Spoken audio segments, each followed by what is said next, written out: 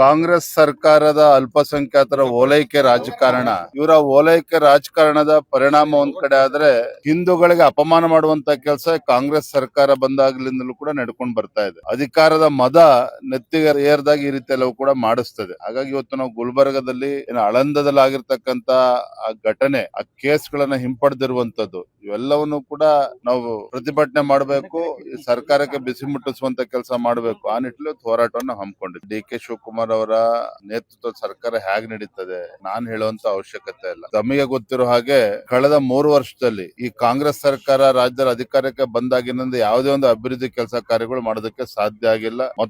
ಮತ್ತೊಂದು ಕಡೆ ಭ್ರಷ್ಟಾಚಾರ, ಅಲ್ಪಸಂಖ್ಯಾತರ ಓಲೈಕೆ ರಾಜಕಾರಣ ಬಿಟ್ರೆ ಏನು ಕೂಡ ಕಳೆದ 3 ವರ್ಷದಲ್ಲಿ ಆಗಿಲ್ಲ. ಇವರ ಗ್ಯಾರಂಟಿಗಳಿಂದ ಇವರ ಕೈಯನ್ನು ಕಟ್ಟಾಕೊಂಡಿದ್ದಾರೆ.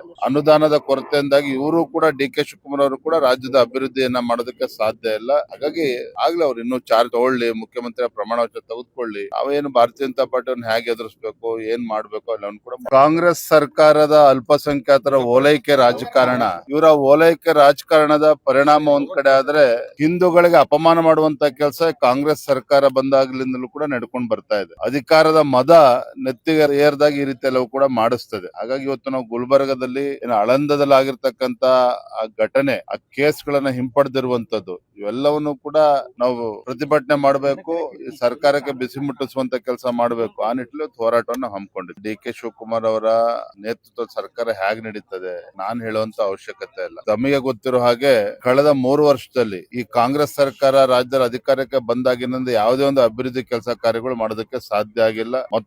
ಮತ್ತೊಂದು ಕಡೆ ಭ್ರಷ್ಟಾಚಾರ, ಅಲ್ಪಸಂಖ್ಯಾತರ ಓಲೈಕೆ ರಾಜಕಾರಣ ಬಿಟ್ರೆ ಏನು ಕೂಡ ಕಳೆದ 3 ವರ್ಷದಲ್ಲಿ ಆಗಿಲ್ಲ. ಇವರ ಗ್ಯಾರಂಟಿಗಳಿಂದ ಇವರ ಕೈಯನ್ನು ಕಟ್ಟಾಕೊಂಡಿದ್ದಾರೆ.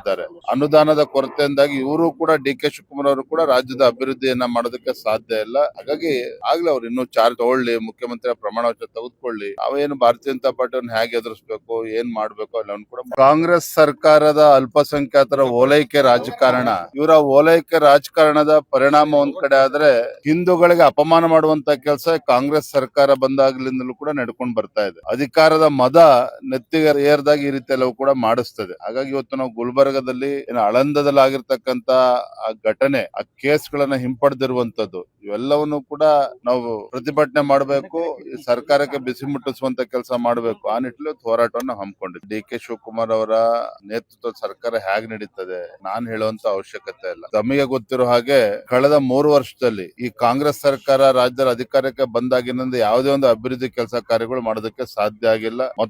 ಮತ್ತೊಂದು ಕಡೆ ಭ್ರಷ್ಟಾಚಾರ, ಅಲ್ಪಸಂಖ್ಯಾತರ ಓಲೈಕೆ ರಾಜಕಾರಣ ಬಿಟ್ರೆ ಏನು ಕೂಡ ಕಳೆದ 3 ವರ್ಷದಲ್ಲಿ ಆಗಿಲ್ಲ. ಇವರ ಗ್ಯಾರಂಟಿಗಳಿಂದ ಇವರ ಕೈಯನ್ನು ಕಟ್ಟಾಕೊಂಡಿದ್ದಾರೆ. ಅನುದಾನದ ಕೊರತೆಯಿಂದಾಗಿ ಇವರು ಕೂಡ ಡಿ.ಕೆ. ಶಿವಕುಮಾರ್ ಅವರು ಕೂಡ ರಾಜ್ಯದ ಅಭಿವೃದ್ಧಿಯನ್ನ ಮಾಡೋದಕ್ಕೆ ಸಾಧ್ಯ ಇಲ್ಲ. ಹಾಗಾಗಿ ಆಗ್ಲೇ ಅವ್ರು ಇನ್ನೂ ಚಾರ್ಜ್ ತಗೊಳ್ಳಿ, ಮುಖ್ಯಮಂತ್ರಿ ಪ್ರಮಾಣ ವಚನ ತೆಗೆದುಕೊಳ್ಳಿ, ಅವೇನು ಭಾರತೀಯ ಜನತಾ ಪಾರ್ಟಿಯನ್ನು ಹೇಗೆ ಎದುರಿಸಬೇಕು, ಏನ್ ಮಾಡ್ಬೇಕು ಅಲ್ಲವನ್ನು ಕೂಡ.